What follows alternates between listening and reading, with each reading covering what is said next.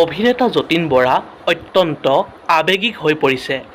অসমৰ জনপ্ৰিয় অভিনেতা যতীন বৰাই আৱেগিক হৈ কৈছে, য'তে আছ কুশলে থাক আৰু আমাক জীৱনৰ বাটত সততাৰে আগুৱাই যাবলৈ শক্তি দি থাক। আজিৰ এই বিশেষ দিনটোত তোক শ্ৰদ্ধাৰে সোঁৱৰিছোঁ।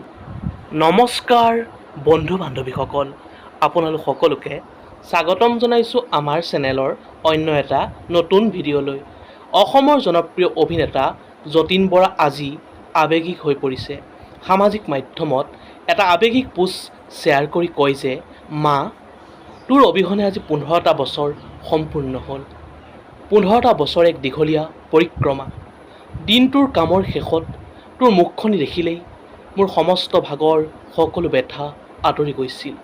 তোৰ মাতষাৰতেই বিচাৰি পাইছিলোঁ জীয়াই থকাৰ সাহস আৰু আমাক সৰুৰ পৰা ডাঙৰ দীঘল কৰোঁতে তই কৰা ত্যাগবোৰ জানো কেতিয়াবা পাহৰিব পাৰিম? মা, তই য'তেই আছ কুশলে থাক আৰু আমাক জীৱনৰ বাটত সততাৰে আগুৱাই যাবলৈ শক্তি দি থাক।